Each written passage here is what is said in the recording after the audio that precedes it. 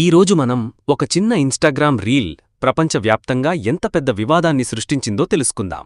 ఇదొక చిన్న అపార్థం, కానీ దీనివల్ల ఎదురైన పరిణామాలు చాలా పెద్దవి. కథలోకి వెళ్దాం.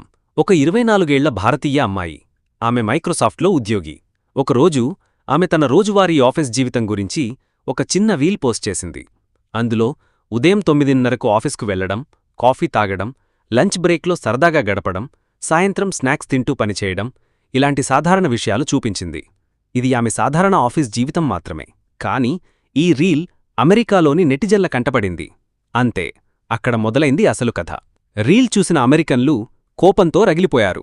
కారణం, సరిగ్గా అప్పుడే మైక్రోసాఫ్ట్ కంపెనీ అమెరికాలో 10,000 మంది ఉద్యోగులను తొలగించింది. దాంతో చాలామంది ఉద్యోగాలు కోల్పోయి నిరుద్యోగులుగా మారారు. ఈ సమయంలో ఈ భారతీయ అమ్మాయి హాయిగా నవ్వుతూ ఆఫీస్లో ఎంజాయ్ చేస్తున్నట్టు చూపించడం వారికి నచ్చలేదు. మాకు ఉద్యోగాలు కోతుంటే ఈ H1B వీసా మీద వచ్చిన అమ్మాయి ఇలా ఎంజాయ్ చేస్తోంది అని కామెంట్లు పెట్టడం మొదలుపెట్టారు.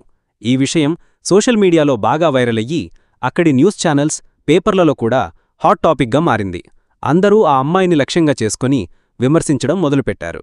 అయితే ఈ గొడవ వెనుక ఒక చిన్న నిజం ఉంది, కానీ అది ఎవరికీ తెలియదు. అదేమిటంటే, ఆ ఆఫీస్ మైక్రోసాఫ్ట్దే, కానీ అది అమెరికాలో కాదు, మన భారతదేశంలోని హైదరాబాద్లో ఉంది.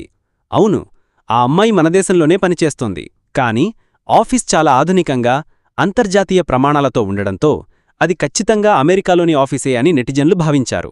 ఒక చిన్న ఊహ ఒక పెద్ద వివాదానికి కారణమైంది. ఈ కథ మనకు ఒక ముఖ్యమైన పాఠం నేర్పుతోంది.